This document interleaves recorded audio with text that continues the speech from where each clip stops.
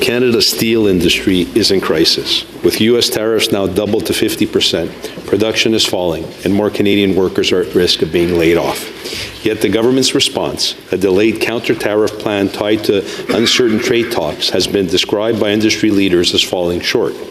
Back in March, under threat of these very tariffs, Prime Minister Mark Carney said his government was made to meet the moment. Well, if that's true, why isn't he meeting the moment for Canada's steel industry? Why isn't he stepping up with the swift support and freight measures other workers urgently need? Senator Gold.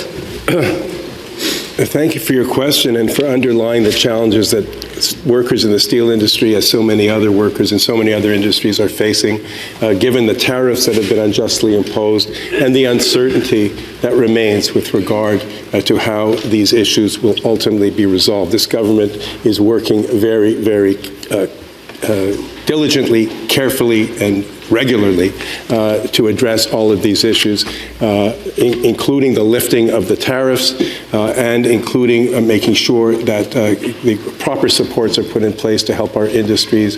A day does not go by when the Prime Minister and his ministers are engaged on this file. They'll continue to do so and we hope that the situation will stabilize and improve for the benefit of Canadian workers and companies and families. Senator Husakos. Well, this government isn't working very effectively for steel workers, I can tell you that. When the Prime Minister dismissively asked last January, how much steel are you using, steel workers and Canadians heard something else. A $15 billion industry, 12 million tons of annual production, 23,000 direct jobs, and 100,000 more that depend on it.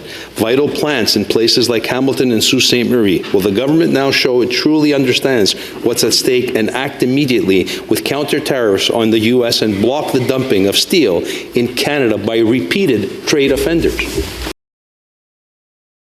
Senator Gold.